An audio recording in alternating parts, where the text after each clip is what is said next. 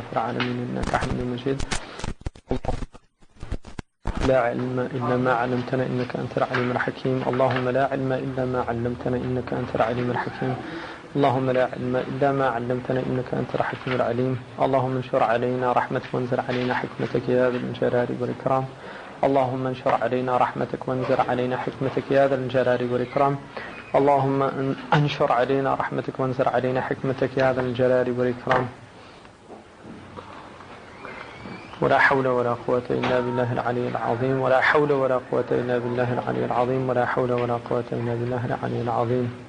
صلى الله على سيدنا محمد وآله وصحبه وسلم تسليما. Inshallah, we did the introduction last week, and it's actually should have been on here. It's page 1, so I'll get that to you. For people that had this before, please burn the other one. Don't throw it away because it has the Arabic on it. Burn it or shred it or something. Because there's been, what's that? I don't know. If it doesn't shred the letters, you still have to burn it.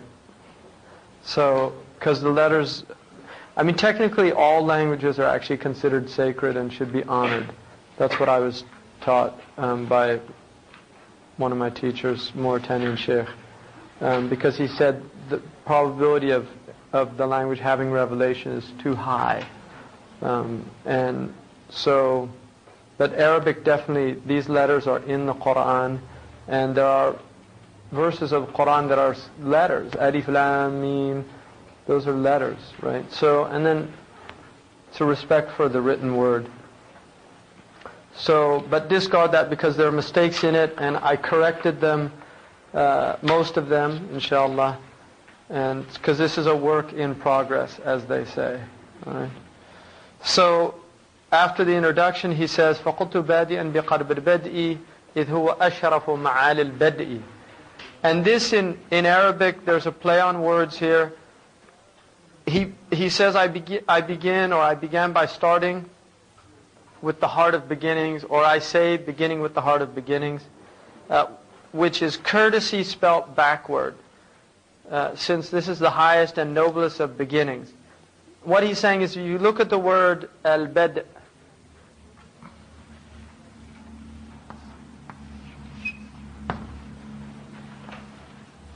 right, which is, it has to do with like beginning. Bada'a yabda'u is the root, and from it you get Bedu, the first people, Bedawi, the Bedouin. What happens, he says, فَقُلْتُ بَادِيًا بِقَلْبِ الْبَدْءِ.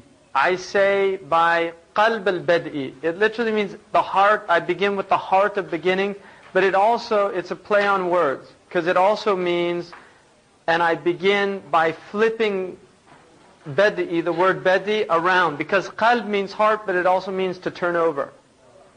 So what he's saying is, I'm beginning by flipping the beginning over, and if you flip it over, you get adab, right? So the word bada', which means beginning, if you turn it around, it means adab. So what he's saying is, I'm beginning with adab, right? It's just the Arabs like to do things like this in their poetry and in their writing. It's a word play. So he's saying, I begin with the heart of beginnings, and he means by that adab. So he's saying that he's beginning with adab, because this is the highest and noblest of beginnings. فَأْدَبْ مَعَ اللَّهِ عَلَى وَجَلَّ بِأَن تُلَازِمَ الْحَيَاءُ وَالذُّلَّ. So he's saying, have adab with Allah. Now the word adab in Arabic means a lot of things. Adib has come to mean an erudite person. Somebody who's learned is an adib.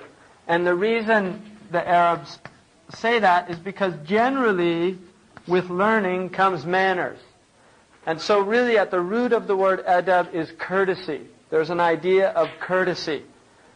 So somebody who's a mu'addib is a teacher of children.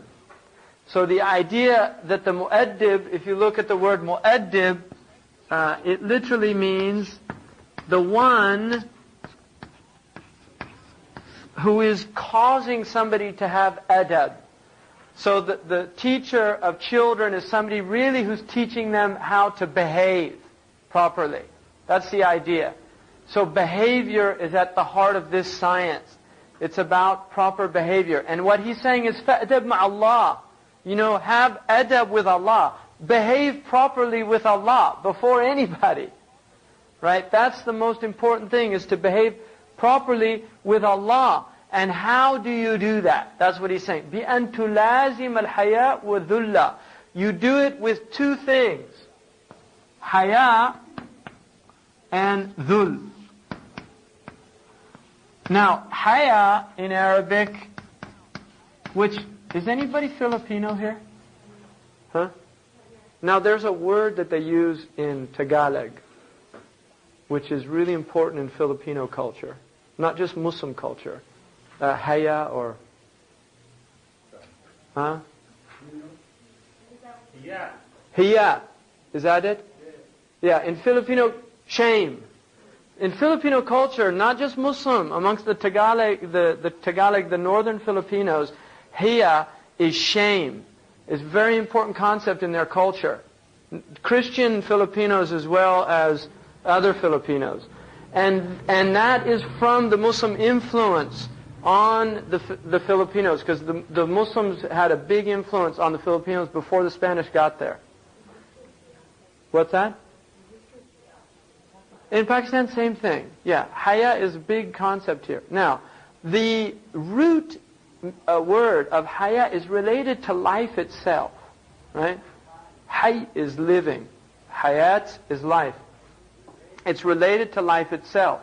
Now, there's a famous hadith that every religion has a quality that is characteristic of that religion. لِكُلِّ دِينٍ خُلُقٍ وَخُلُقُ الْإِسْلَامِ الْحَيَاءُ. And the character of my religion is haya, is shame. Now what shame means, right? We use this word shame. And if you grew up in this culture, probably not anymore. But and you're dating yourself by admitting this. But if you grew up in this culture, you would have heard as a child, shame on you. Right? Shame on you. And now it's a bad word, shame. In modern American culture, don't shame a child. It's considered a bad thing to do. You know, everything, it's okay, self-esteem, make them feel good about themselves. You know, even if they just slit their brother's throat, well, he's obviously had a trying childhood and, you know, we have to make allowances or something. I mean, this is what this culture has gone to. In traditional culture, they divide cultures into shame and guilt cultures, anthropologists. They say that guilt is an inward mechanism and shame is an outward mechanism, which shows how much they understand about this concept. What they mean by that, guilt comes from a German word which has to do with debt.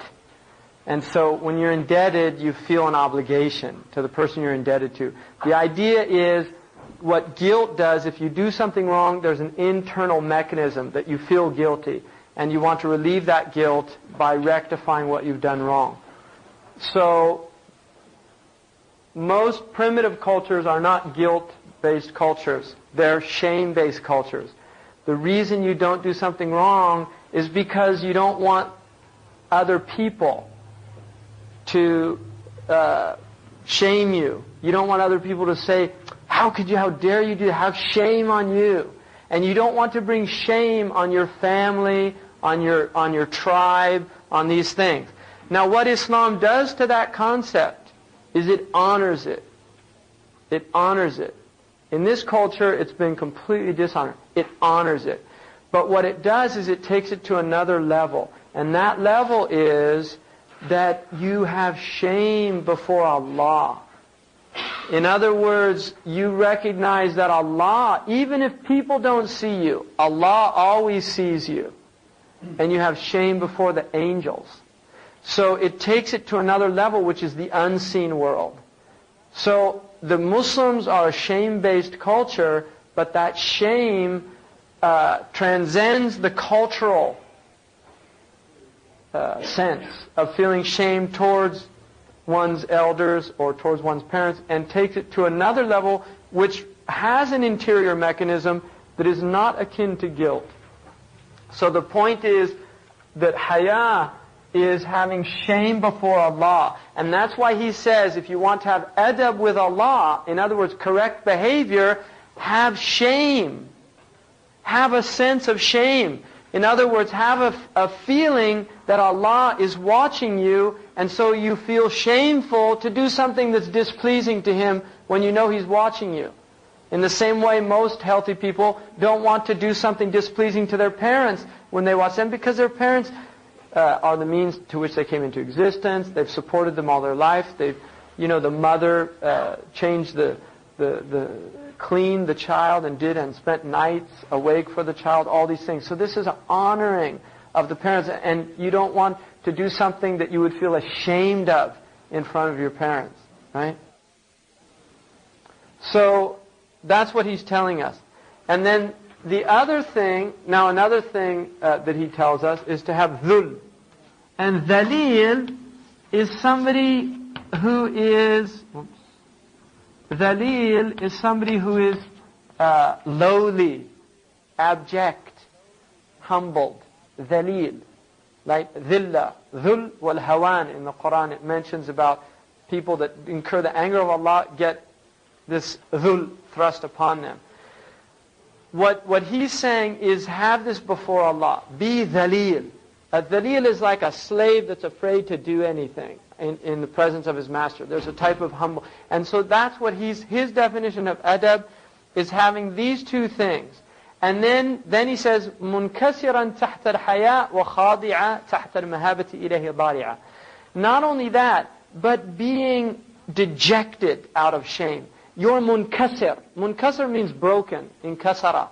So you're literally broken in the presence of Allah when you recognize that you're bringing to Allah yourself and your wrong actions, and it's what they say, it's not much to write home about, right? In other words, when you really think about all Allah has given you, and then you think about what you've given to Allah, you feel this inkisar, munkasiran tahta al-haya, out of shame, khadi'an, and also khada'a means to be humbled before Allah in awe. تحت المهابة إليه ضارعة, and imploring Him to change your state. So this is what he's saying is adab with Allah. And then he says, مُلْغٍ مُرَادَكَ إِلَى مُرَادِهِ خَارٍ مِنَ الطَّمَعِ فِي عِبَادِهِ. That you give up what you desire, your designs, you're emptied of them for what He desires of you. So now what it's saying is you're giving up what you desire. And the Prophet ﷺ said, or is reported to have said, لا يؤمن أحدكم حتى يكون هواه تبعا لما جئت به. None of you truly believes until his desires are in accordance with the very thing that I've brought. In other words, your murad is the murad of what the Prophet brought, and what the Prophet ﷺ brought is what Allah wants from us. So that's what he's saying is adab with Allah, is to give up your designs for His, emptied of desire, and moreover not having tama'. Tama'un is greed, avarice, desire, right? Always wanting something out of something. Every time you do something, there's an ulterior motive. That's a tama' is somebody who's always got, he wants something out of it. What's in it for me? That's always his root. And he's saying get rid of that concerning His servants. In other words, don't want anything from His servants. Want something from Allah, because Allah is the one that possesses everything. So this is what he's saying. This is how he begins, by giving us a definition of adab. And ultimately, and then he says, مُبَادِرًا لِأَمْرِهِ وَمِن دَخَلْ. Dakhalun in Arabic is a hidden fault. It's a aib inside you that nobody sees. And he's saying, مُبَادِرًا لِأَمْرِهِ, quickly go to what he's commanded you to do, and beware of this isa'at al-adab, this hidden fault of bad adab with Allah, having bad courtesy with Allah. And it's very subtle, because there's a hadith that says, إِنَّ أَحَدُكُمْ لَا يَتَكَلَّمُ بِكَلِمَةٍ لَا يُلْقِي لَهَا بَالًا وَتَجُرُّهُ سَبْعِينَ خَرِيفٍ فِي النَّارِ. One of you will say a word, and he gives it no consideration at all, and it will take him 70 years into the hellfire. So the point is that adab it's a subtle thing, and loss of adab. And this is why one of the things that you learn in diplomatic circles is there's something called protocol. And very common amongst people who get into circles that they really don't belong in is they make breaches of protocol and they don't even know it. And everybody else is totally aware of it. Now this is exaggerated in a genteel society where all the forks, there's like for every, and it's obviously an object of comedy in a lot of films, where somebody will not know which fork or knife to use with the salad, and he's making a fool of himself. It's a breach of adab. Right? And sometimes you're aware of it, but other times you're not. Right? Now, obviously, with Allah subhanahu wa ta'ala, there are many things, if you don't learn the commands of Allah, you won't know when you're breaking them. If you don't know what a stop sign is, you just pass through it. You know, somebody says, didn't you see that what? The stop sign. Oh, that red thing? Is that what that means? Yeah. If you don't know what it means, you don't care. You just go right through it. Right? But the problem is, accidents happen that way. And with Allah, bad things happen. When you breach adab with Allah, bad things happen. You bring harm on yourself. This is why he's saying, fi ayyi wajh, this should be a serious fear of yours to have. And I was once in Mauritania, and I was with this Sheikh, and we saw this mouse, and it was coming out of this hole. And it would come out, and if it just heard one sound, it would stop and shoot back into the hole. And he said, that's taqwa. You know, that is taqwa. It's you're worried about getting eaten alive by your own mistakes, right? So you have this kind of wajal, or this fear of Allah. Now ultimately, it turns into love. I mean, that's the highest maqam, and he'll get into that later. So our fear is not like, Allah's this horrible. No, on the contrary. But you don't want to incur the wrath, because Allah does have a wrath. And then he says, here, I'm going to go through this quicker than I did the last time, because we need to get on with this. And then he said, إِن تَتَحَقَّقْ بِصِفَاتِكَ تُمَدْ يَا أَيُّهَا الْعَبْدُ بِأَوْصَافِ الصَّمَدِ. If you realize your attributes of servitude, you are assisted with the attributes of the independent one. What this means is, if you have haya, if you have dhul, if you have faqr, right? Poverty, right? And if you realize these qualities or these attributes and empty yourself, right, of all its opposites, like shameless behavior, arrogance, kibr, or izz, actually. And khudu' is the opposite of kibr. And then faqr, ghina. What he's saying is, if you realize, so this is shame, poverty, and humbleness, and right, so you get freedom, wealth, and izz, dignity. What he's saying is, if you do that, then you will gain dignity from Allah and wealth. So in other words, by realizing your ubudiyyah to Allah, you get the hurriyah. That's real freedom. Because in completing your ubudiyyah to Allah, you're no longer a slave to yourself. And that's the only free person. Right? Anybody who's a slave to... If you can't control yourself, you're a slave to yourself. Somebody can say, I'm free. But then when the food shows up, they can't stop themselves. That's not freedom as far as the Muslim is concerned. Somebody say, I'm free. But when an opportunity to have illicit relations emerges, they can't control themselves. Right? Even if they're the President of the United States. Right? Seriously. He's a Rhodes Scholar, went to Cambridge. Highest levels of education. And yet he's a slave to the lowest aspects of himself. He can't control himself. Right? And that, for us, that is not a free person. That is Abdul Hawa. He's slave of his passions. So Abdullah is the one that when that situation arises, he has taqwa of Allah. And even though the temptation might be there, the desire, because human beings are human, the shahwa might be there, something like that, he can control it. Because he's not a abd of it. He's a sayyid of it. So if it's the wife or the husband, then the shahwa is mubaha, it's permissible. But when it's illicit, khalas. And that's the hur. That's somebody who's free. Same with any other shahwa. You look at all of them. They're all the same. And those are the more common ones.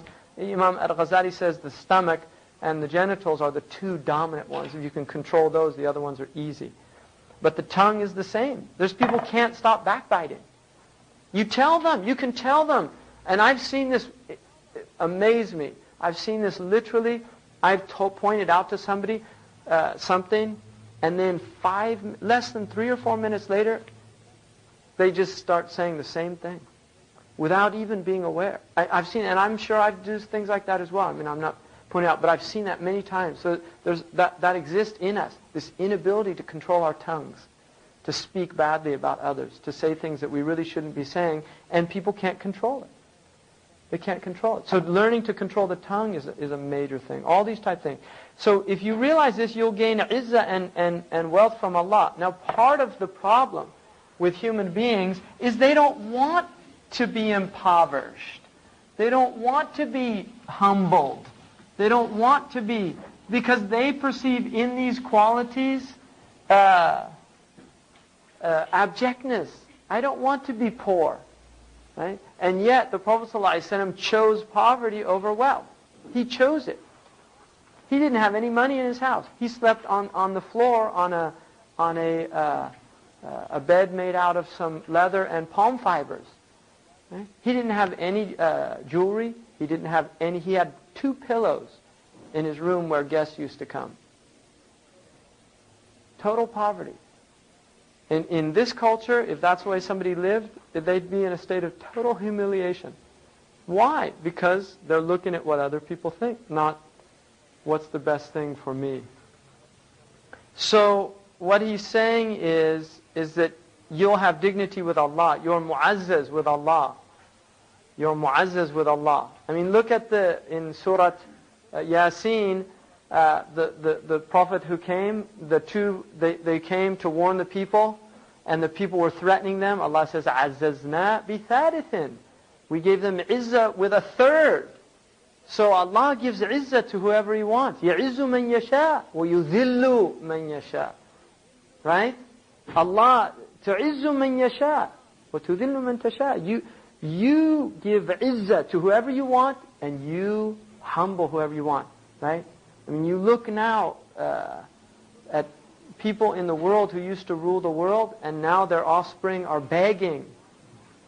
They're begging. They used to rule the world, and now their offspring are begging in the streets. Right? It's an amazing thing, and Allah can do that to any people He wants. And so the secret of creation is that if you realize the opposite attribute, that Allah gives you its opposite. In other words, if you realize humility before Allah, Allah will make you aziz before the people. But if you're arrogant with Allah, He'll maybe let it go for a little while, but when He takes you, He completely humbles you before everybody. Right? That's what happens. And so this is a big secret that He's giving us. So He's saying, indeed, there's no... And then He's reminding us, وَلَا نَجَاةَ كَنَّجَاةَ الْقَلْبِ. There's no salvation like the heart's salvation. Right? None. إِذْ كُلُّ جَارِحٍ لَهُ مُلَبِّي. Because every limb answers the heart. See, what he's saying is if your heart is saved, your limbs are saved. But if your heart's not saved, your limbs aren't saved. And this is why there's a hadith that the tongue, the heart lies under the tongue. Right? Now the tongue is the most, it's called tarjuman al-qalb. It's the interpreter of the heart. Because it's telling you what's in the heart.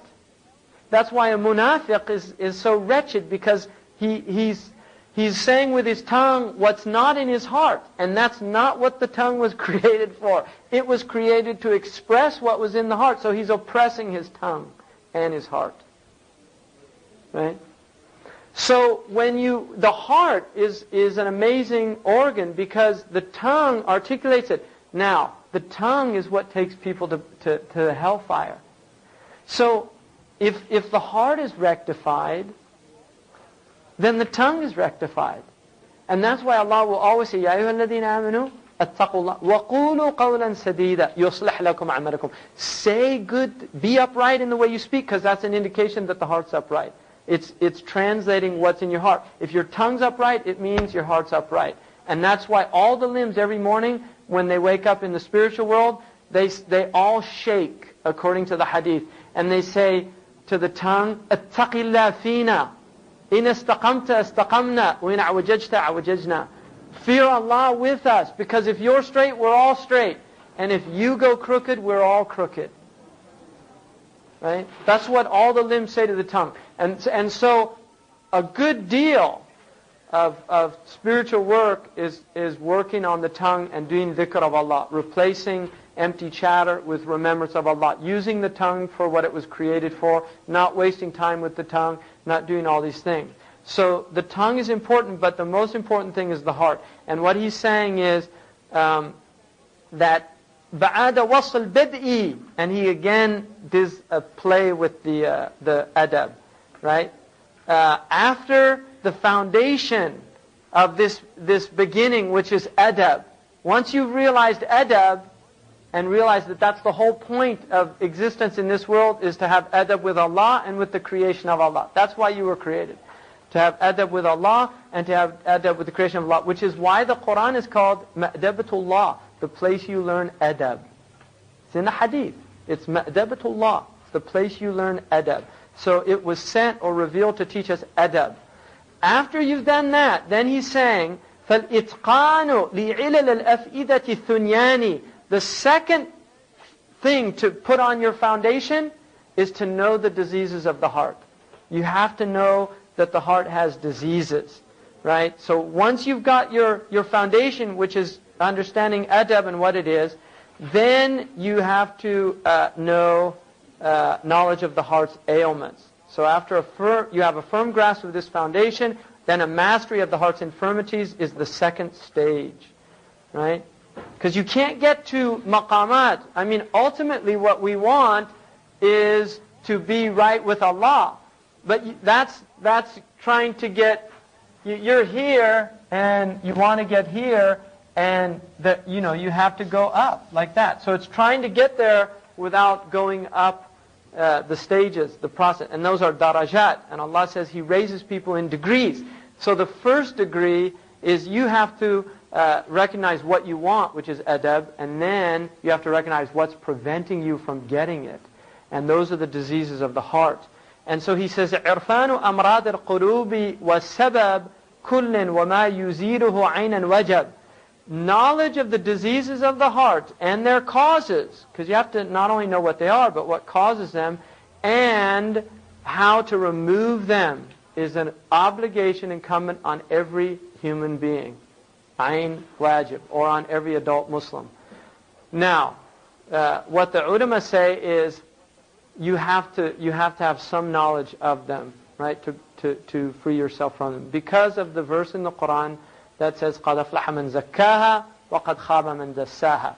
He has success, the one who nurtures his soul, and he's destroyed who stunts its growth.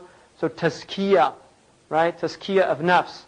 right? And also because Allah says, يَوْمَ لَا يَنْفَعُ مَالٌ وَلَا بَنُونَ إِلَّا مَنْ أَتَى اللَّهَ بِقَلْبٍ سَلِيمٍ. On that day, nothing benefits them, neither wealth nor children, only the one who comes to Allah with a pure heart. So according to the Quran itself, the only people saved on Yawm al-Qiyamah are people that have qulub salima. How do you get a heart, a salim heart? And it says Ibrahim had a sound heart, qalbun salim. So we want a qalb salim. How do we get a qalb salim? And it's interesting that salim is related to aslama, right? Aslama, Islam is moving towards that, aslama. He says that this is the ruling of the Imam al-Ghazali. There's a biographical note, you can read that, about Imam al-Ghazali, who's really the master of this science. And this poem is really an abridgment of Imam al-Ghazali's 4th volume of the Munjiyat and the Muhlikat and the Munjiyat. Those things that save us and those things that destroy us. But he is the master, radiallahu anhu, of this science, and he's the mujaddid of the 5th century by consensus, by ijma' of the ulama that came after him. What is the proof of Islam? Hujjat al-Islam, that's a name that he was given. The proof of Islam. Hujjat al-Islam. That's his name. In other words, what it says is that the fact that Islam can produce somebody like Imam al-Ghazali is a proof that it's true. That's a proof. He himself is a proof of the truth of Islam. That's what that means. And he has massive impact on Christianity as well. People don't realize that, but he had an incredible impact on Christianity. His books were all translated into Latin within 100 years after his death, which is phenomenal. And a lot of their theology was from him. Also, the refutation of the philosophers, Tahafut al-Falasifa, is a very important book that he wrote, The Incoherence of the Philosophers.